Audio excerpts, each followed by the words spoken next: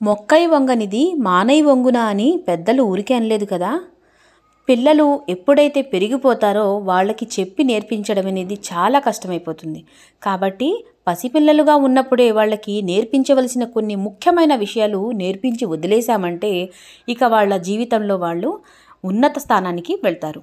అందులో ముఖ్యమైన విషయం ఏమిటంటే, పిల్లలు ఉదయాన్నే లెగిసిన వెంటనే నిద్ర నుండి మేలుకొనగానే పిల్లలకి దువా అనేది నేర్పించాలి. ఎందుకంటే వాళ్ళకి తెలియాలి, అల్లాహతాలా మనకు ఉదయాన్ని ప్రసాదించాడు అంటే బోనస్గా మన ఒక రోజుని ప్రసాదించాడు అనే విషయం వాళ్ళకి తెలియాలి. ఈ విషయాన్ని తెలియజేస్తూ తల్లులు వాళ్ళకి దువా అనేది నేర్పించాలి. ఇక రెండో విషయం వచ్చేసి, పిల్లలు భోజనం చేసేటప్పుడు తప్పకుండా దువా అనేది చదివించాలి. ఎందుకంటే దైవ కారుణ్యం వల్ల ఈ పూట మనం ఈ ఆహారాన్ని తింటున్నాం, ఇది లేక చాలామంది పస్తులు ఉంటున్నారు అనే విషయం పిల్లలకి తెలియజేసేలా ఉండాలి. ఇక మూడో విషయం వచ్చేసి, పిల్లలు బయటకు వెళ్ళేటప్పుడు తప్పకుండా దువా అనేది చదివించాలి. ఎందుకంటే వాళ్ళకి కూడా తెలియాలి, మనం బయటకు వెళుతున్నాము అంటే అల్లాహతాలా యొక్క కారుణ్యం వల్లే మనం బయటకు వెళుతున్నాం, అదేవిధంగా మనం తిరిగి వస్తున్నామంటే ఆయన ప్రసాదించిన క్షేమం ద్వారానే మనం తిరిగి వస్తున్నాం అనే విషయాన్ని పిల్లలకు తెలియజేయాలి.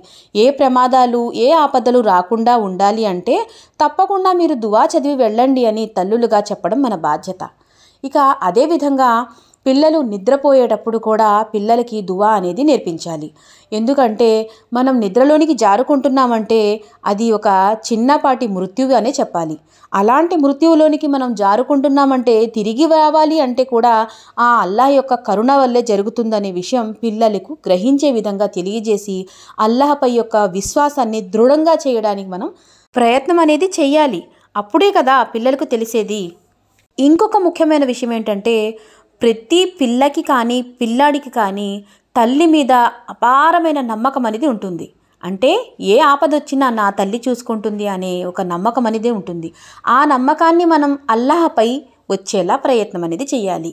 మనం ప్రతి మాటలో కూడా అల్లాహ్ యొక్క నామస్మరణని చేస్తూ పిల్లలకు చెప్తూ ఉండాలి, ఏదైనా సరే దైవమే చేస్తాడు, ఆ అల్లాహ్ సుబ్హానహు తఆలా ద్వారానే జరుగుతుంది, నా వల్ల కూడా ఏమీ కాదు, కేవలం అల్లాహ్ యొక్క ఆజ్ఞ ద్వారానే జరుగుతుంది అనే విషయాన్ని పిల్లలు గ్రహించే విధంగా చేసి వాళ్ళ ఈమాన్ అనేది ఆ స్థాయిని పెంచుతూ పోతే ఇన్షా అల్లాహ్ పిల్లలు రేపు మన సమాజాన్ని ఉద్ధరించే మంచి పౌరులుగా వాళ్ళు ఉండడం అనేది జరుగుతుంది ఇన్షా అల్లాహ్.